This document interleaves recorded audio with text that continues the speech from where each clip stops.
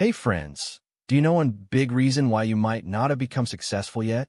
Or if you're successful, why you haven't become super successful?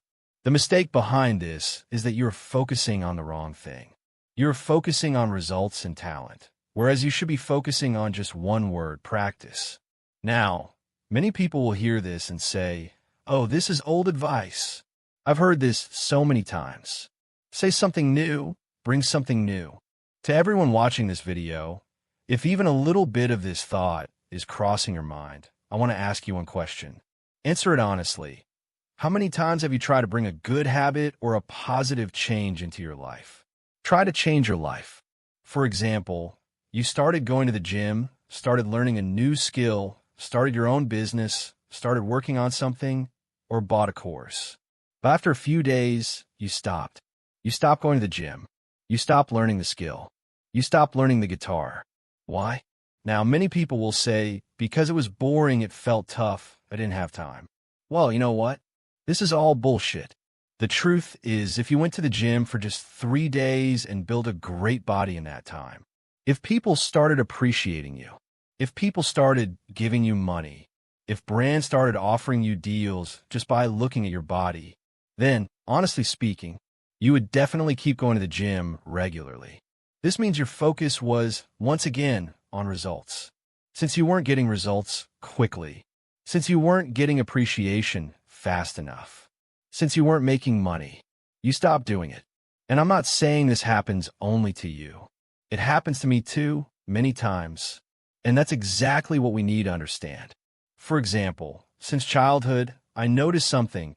People who play the guitar attract a lot of attention. And I always loved attraction. I wanted people to be attracted to me, especially girls. And many times, I had seen that girls really like guys who play the guitar. So, I always had this thought in my mind: I wanted to learn to play the guitar. I wanted to play and impress people. Back in school and college, I didn't have a strong enough desire to buy a guitar and learn. But a few years ago, I thought, let's learn the guitar. If nothing else, at least I could play and impress people, grab some attention, right? So, just out of excitement, I bought a guitar. But after practicing for a few days, I gave up. And now, the guitar is just lying there, collecting dust. In fact, I even gave my guitar to several friends and other people so they could learn. I thought, if I couldn't learn, maybe they would. But again, even they couldn't learn. And what's the reason behind this? The reason is simple. When I got the guitar, my focus was only on the results that come from playing it. I wanted the results, but I didn't see myself actually practicing the guitar. That's why I gave up. And now the guitar is just lying there covered in dust. Even now, this same pattern repeats in different aspects of our lives. And this is what stops us from becoming successful.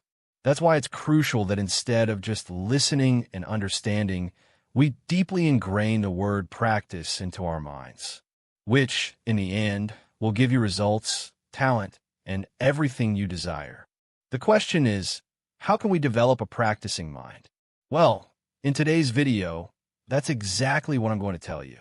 Hi, my name is Govind, and you're watching BOOKCIAL, the channel where I bring you amazing summaries of amazing books. Today, we're going to explore the summary of a book called The Practicing Mind. Today, I'm going to tell you about 7 pillars, one by one, the foundation on which you can build a practicing mind. This means you will internalize this concept so well that you will naturally start focusing more on practice. What are these 7 pillars? Let me give you a quick overview of what you'll learn from this video. In the first pillar, you will understand the 2 biggest enemies of a practicing mind, the ones that stop you from focusing on practice. It's crucial to fight them. And for that, I'll share a great example of Shahrukh Khan with you. Then, I'll share with you a 3-word fundamental that forms the basis of a practicing mind. After that, I'll explain the cornerstone of a practicing mind, what it is and why it's so important. Then, I'll tell you about a 3-step technique that you can use to apply the practicing mind in your life. After that, I'll share 2 essential qualities that every practicing mind must have, which means you must develop them too. Finally, I'll give you a simple trick that will help you apply the word practice in your daily life. Finally, I'll reveal one last enemy. As long as this enemy exists in your life, you cannot develop a practicing mind. And throughout these 7 pillars, I'll share many examples of successful people, like Shahrukh Khan, Kobe Bryant, Ronaldo, Tiger Woods, and many other great personalities who have achieved massive success in their lives. By applying these practicing mind fundamentals in your life, plus, I'll show you how you can practically implement all 7 principles along with me. Not just theory, real action on how to actually change your life. And if you want to know about a 21-day challenge to make this happen, then make sure to watch the video till the end. At the end, I'll share that with you, something very powerful. All right, now let's start with the first pillar. Okay, imagine this. You're going on a date with your crush, someone you really like. You want to impress them. But when you get there and try to talk, something you've been doing since childhood, talking, even that doesn't go well. You start fumbling. Your voice doesn't come out right. You start cracking lame jokes. Normally, when you talk, you're pretty good at it. But on that date, something as simple as talking, something you do every day, suddenly becomes difficult. Why? Or take another example. Many people go for interviews but struggle to speak properly. They step on a stage and feel terrified. Why can't we do something we've been doing since childhood with ease? The reason behind this is judgment. We're afraid that people will judge us. We fear that our crush will judge us. We go for an interview and worry that whatever we say will be evaluated. And this fear of judgment terrifies us. As long as this fear of judgment stays within us, we cannot develop a practicing mind in our life. And judgment isn't just about others. It also comes from within ourselves. For example, if you're learning cooking and you make a mistake, maybe you add too much salt or burn something, you immediately start criticizing yourself. You start judging yourself, thinking, I just can't do this. Or maybe you're trying to make a video, but you're struggling to get it right. And then you start judging yourself again. I'm not good at this. I can't speak properly. I have no confidence. The more you judge yourself, the bigger this enemy becomes. And this will be the first thing that stops you from practicing. Why? Because while practicing, we can't be perfect. We will make mistakes. And if we start judging ourselves during practice, that's completely wrong, both for ourselves and for others. Because the fear of judgment makes us distracted. And that's when the second enemy comes in. A practicing mind gets destroyed by distraction. We start doing something else instead of focusing on what we should be doing. Instead of talking, we start using our phone. Instead of learning guitar, we think, let's learn something else. But the same cycle repeats there too. Judgment creates fear, and then we distract ourselves again. These are the 2 biggest enemies that will stop you from developing a practicing mind in your life. Now, to counter this, I want to share an example of Shahrukh Khan with you. In a podcast, Johnny Lever mentioned something about Shahrukh Khan. I won't name the podcast, nor will I say whose style I'm copying. You're smart enough, so make sure to comment and guess. Anyway, in that podcast, Johnny Lever shared how he was working with Shahrukh Khan and Salman Khan. In the movie Karan Arjun, he noticed the different characteristics of both actors. Salman Khan was a very carefree type. He would come, give a shot his own way, and leave. But Shahrukh Khan was different. If he made a mistake, if he couldn't dance properly or perform an action sequence, he would immerse himself completely in it. He would practice even more on it. Other people would laugh at him when he made mistakes, but instead of feeling discouraged by their judgment, he would keep practicing. Even when he went to a hotel, Shahrukh Khan would still keep practicing his fight scenes or dance moves. Johnny Lever noticed this many times, and he really admired this quality in him. Because Johnny Lever says that due to his constant practice, what happened? He developed his own unique style, which people started loving. Now, there's another great example of Shahrukh Khan related to distraction, which Johnny Lever shared in the same podcast. He mentioned how, during the shooting of Badshah, they were on the set, and, as always, Shahrukh was deeply engaged in his practice. 7:43. Shahrukh had that walnut throwing trick, or something where he would throw a walnut or a small object and it would return back. He was practicing that trick. He was also practicing card tricks with playing cards. At that moment, a group of beautiful air hostesses arrived. They approached Johnny Lever and said, "Please call Shahrukh. We want to take a photo with him." Now, since the girls were very beautiful, Johnny Lever also got a bit tempted and said, "All right, I'll call him." He went to Shahrukh Khan and said, "Some really beautiful girls are here to take a photo with you." Shahrukh, who was in the middle of his practice, paused for a moment, looked at Johnny Lever, and said, "I just took a photo." But still, when Johnny Lever insisted a little, saying, "Go and take another photo with them," Shahrukh went back, took the photo, and then returned to what he was doing. Again, he resumed his practice, practicing that small scene, which probably wasn't even a major climax scene. But still, from this example, I learned an important lesson: how Shahrukh Khan was so intensely focused on practice. He stayed away from distractions, even though women, at times, can be a big distraction. Instead, he focused only on his process, on his art, and kept strengthening his practicing mind. And I think this was his true dedication, not caring about judgment, practicing even more, and staying away from distractions. These very things made Shahrukh Khan who he is today, and this is something that you and I should also learn. And this is pillar number 1, letting go of judgment and distraction, the biggest enemies of a practicing mind. Now, let's move on to pillar number 2. Do you know Kobe Bryant, also known as the Black Mamba?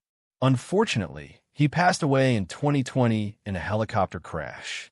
Many people compared him to Michael Jordan, and if you look at the greatest basketball players of all time, his name always comes up. Do you know why? He was a highly talented person. And why was he so talented? Because he practiced a lot. Let me share some of his amazing stories with you. Stories that truly fascinated me and filled me with motivation, making me feel like if you have to work, work like this. For example, once when he was part of Team USA, the team that was going to compete in the Olympics. While he was working with Team USA, he was always practicing. If you look at his school and college days, you'll see that he had an obsession with practicing. For example, even when he had to go to college, he would wake up every morning at 4:30 a.m., take a shower, and by 5 a.m., he was already in the gym. From 5 to 7 a.m., he would practice. Many times, the bench warmers, those who sat on the sidelines, would play one-on-one basketball matches with him. They played a 100-pointer game, and even at his worst, he would allow his opponent to score only 12 points, while he scored 100 himself. This obsession with practice was always in him. After that, he would go to college and focus on his studies. Every day, he continued this routine, something he had done his entire life. Now, after all this practice, when he was selected for Team USA, what would any normal person think? They would assume that since the Olympic Games were approaching, it would be wise to reduce practice, save energy, and ensure they could perform well in the actual games. But Kobe Bryant was not like that. What did he do? When the Olympics were approaching, instead of reducing his training, he increased it even more. He started focusing even harder on his process. He made his training routine even more intense.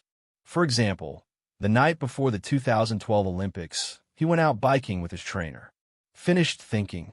After reaching Las Vegas, while all the other players went to sleep, Kobe Bryant took his trainer and said, "I want to go biking. I need to train." That night, he rode his bike for 40 miles through the desert until 2 a.m. And not only that, the next morning, by 7:30 a.m., he was already back in the gym. There is a person named A.C. Blake who shares a very fascinating story about Kobe Bryant. He explains that he was basically a Team USA trainer and had once told Kobe Bryant, "Whenever you need me for training or need my help, just call me. I'll come and help you." Now, he had said this, and Kobe Bryant actually took it seriously. So one day, something happened. At 4:15 a.m., Kobe Bryant called Blake and said, "I need a little help. I want to do some strength training. Can you please help me?"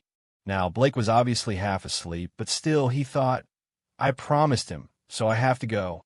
Within 20 minutes, he reached the gym, and when he got there, what he saw shocked him. Kobe Bryant was already drenched in sweat. He had already been practicing before Blake even arrived. Then, Blake started training him. They did 2 hours of strength training, and after that, Blake said, "I need to leave now. I have to get some sleep." Because at 11 a.m., the entire Team USA had a scheduled training session, and he had to be there for that as well. The whole day was going to be spent in the gym, so Blake thought, "Let me get some sleep while I can," and he left. Meanwhile, Kobe continued practicing.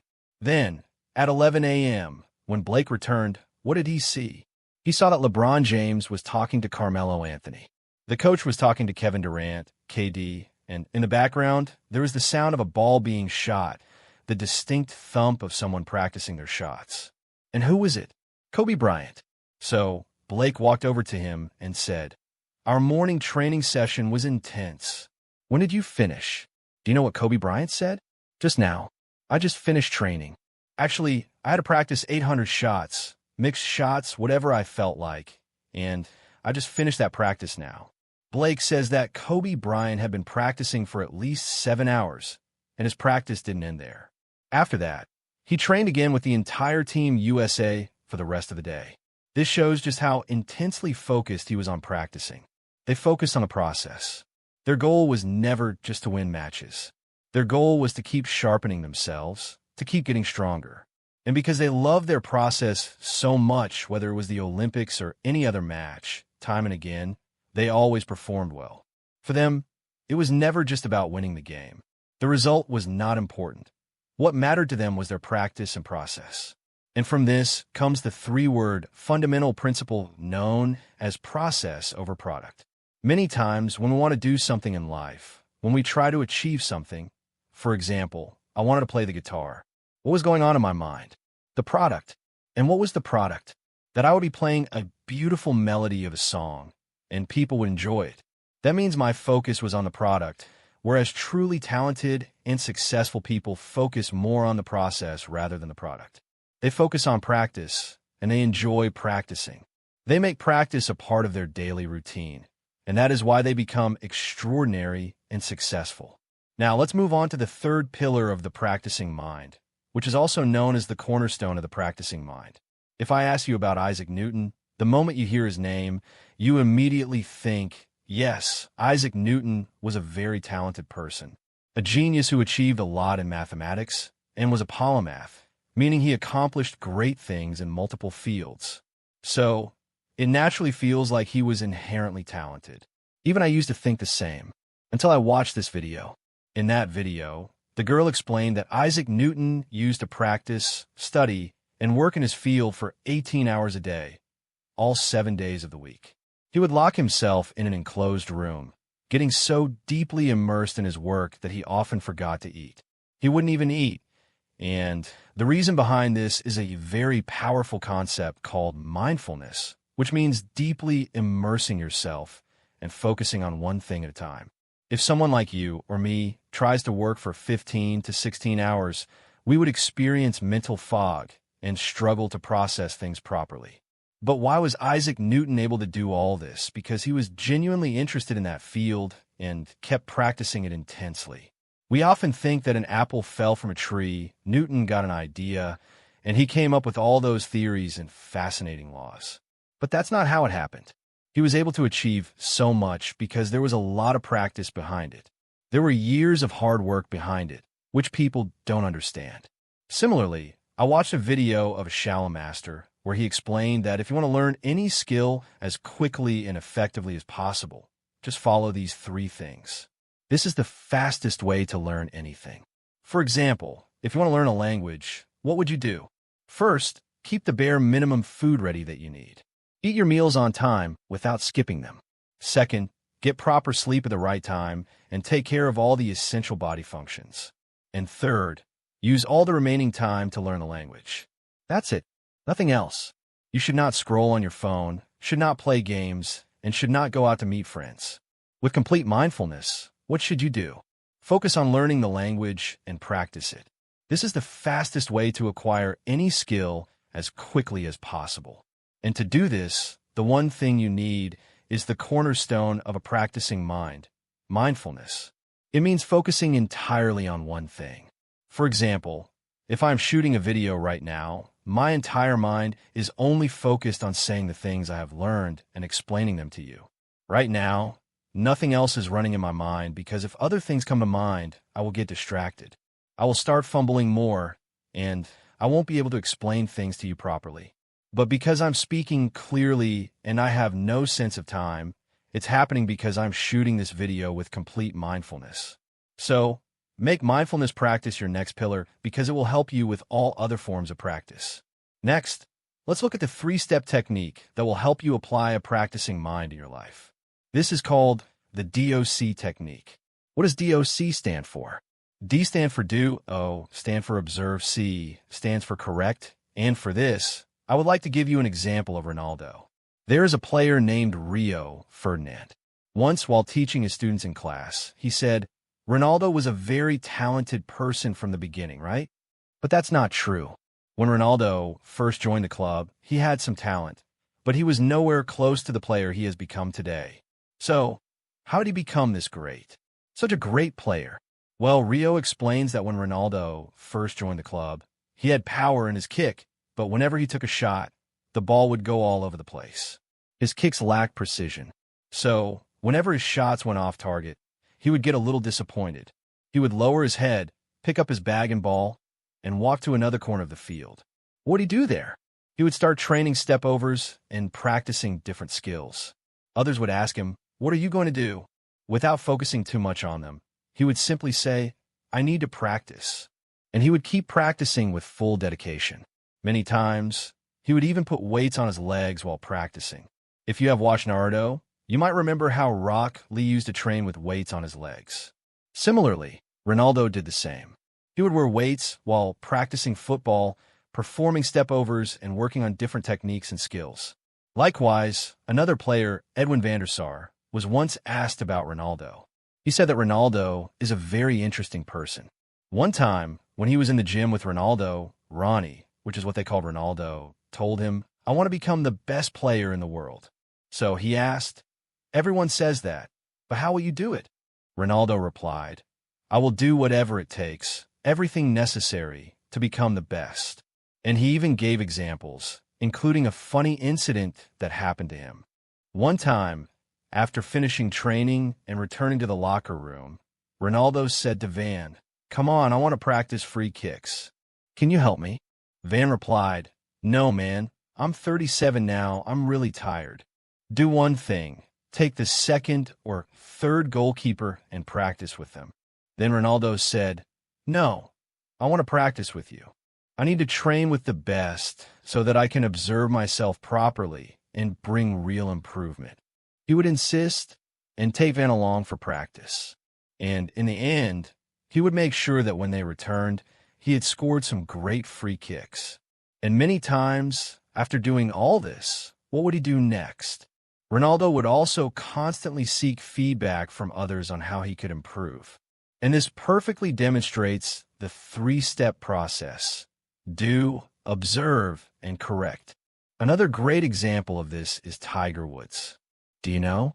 He is one of the greatest golf players of all time. And what did he always do?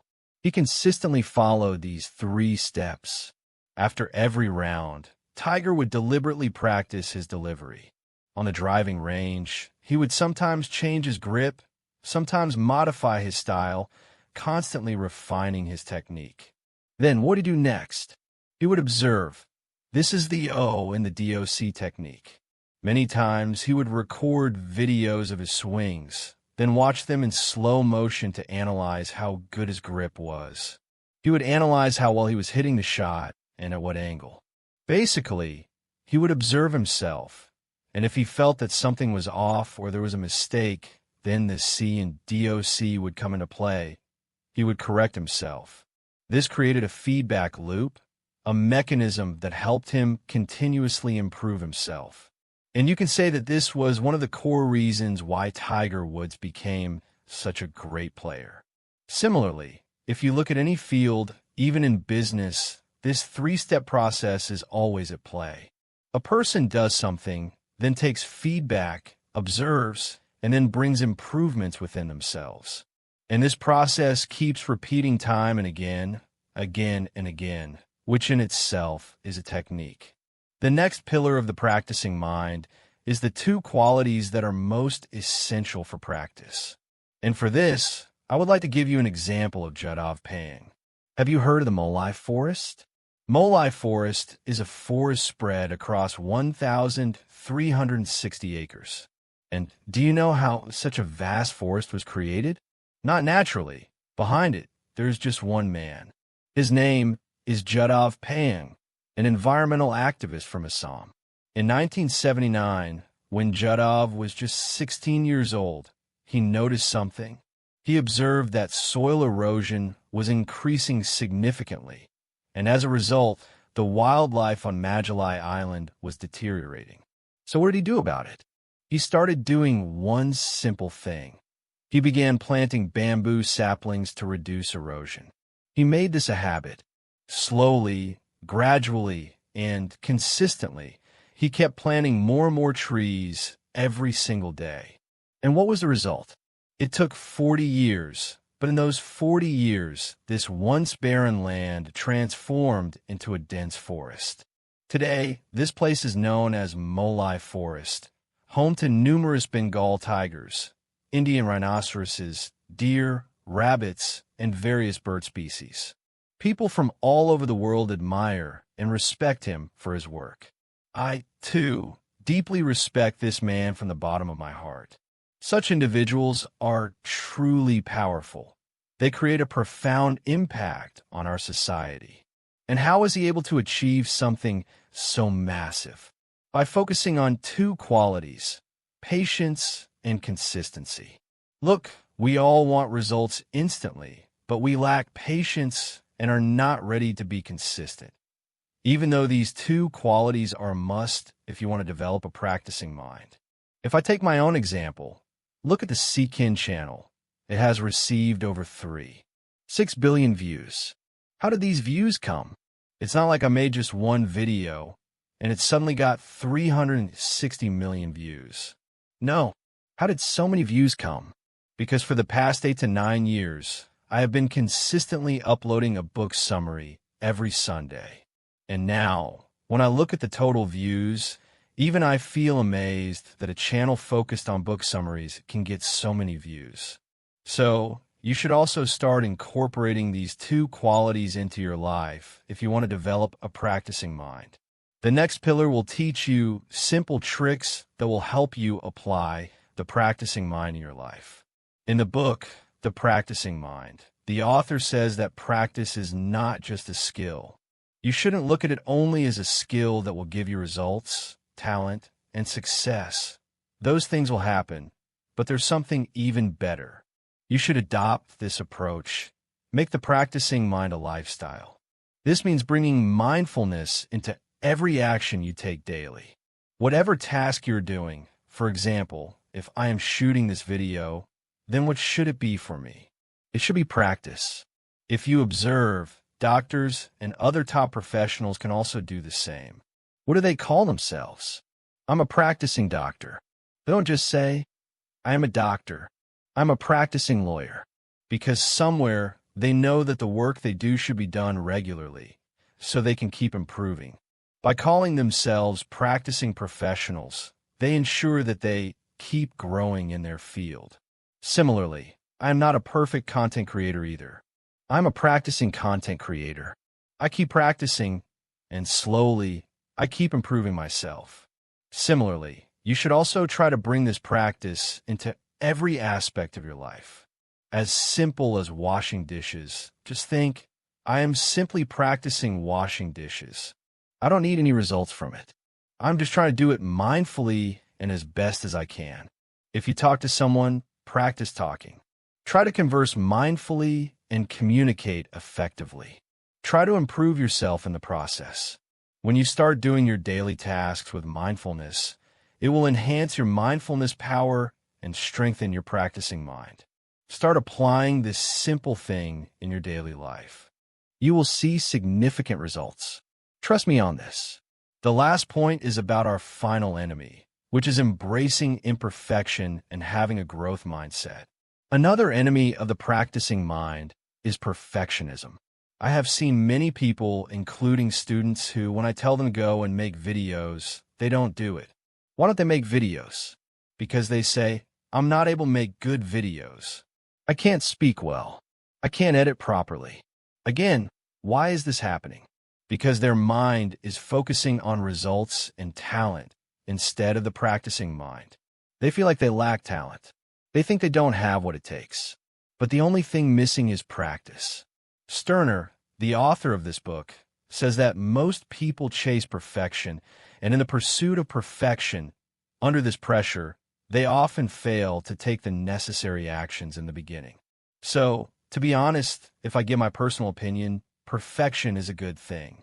If you reach a certain level, then try to make a perfect movie, but don't let the pursuit of perfection stop you from making even a single movie. The last pillar on which the practicing mind stands is exactly this. Avoid making imperfection your enemy and instead focus on a growth mindset. Focus just like Shahrukh did. If people laughed at him or if he didn't know something, he didn't think, I can't do this, or this is not for me, or I don't have the talent. Instead, he said, what will I do? I will practice. And by practicing again and again, he made himself so successful. If you watch Ronaldo's clip, he says that sometimes good times come, sometimes bad times come, but he has developed a mindset in his life that no matter what happens, he will regularly go back to working out. He will go back to practice and back to work because everything else is temporary. Pain is temporary. Results are temporary. But one thing that is in my control today and will always be in my control is my own practice, picking myself up and going back to work. This mindset is what made me strong and brought me so much success. And this mindset should be within you too. To conclude, make sure to watch this video of Shahrukh Khan. You can focus on success, and it can motivate you to keep going. Do it once, do it carefully, and make everything meaningful. Even small efforts add up. Every job, no matter how small, is important. The first step is to take action. You have to write your own story, just like Birbal did. Everyone gets their turn, but only those who take action make the most of it. If you miss your chance, you might regret it later. And yes, if you want to apply all these lessons and principles, you can join me in developing a practicing mindset for yourself. Writing is the fundamental job that will lead to success. Watching videos and listening to talks is enough. Now it's time to take action. Let's work together and take action side by side. And I'm not just asking you to take action. I will take action with you. In the coming month, I will take on a challenge where we will practice together. Will we practice? We will practice becoming a better person. We will do visualization, affirmations, and work on how to achieve our goals. Every morning, we will take action, meditate, practice mindfulness, and apply the principles that are the cornerstone of this book's summary. Daily practice will be the key. If you want to apply the practicing mind in your life and develop it with me. So, for now, stop just watching videos and let's take action. Take action on all these things. Start applying the practicing mind in your life. And for more amazing summaries, subscribe to the BOOKCIAL channel to keep learning. Rocket, see you in the next amazing book summary next week. Till then, bye-bye. Waving hand.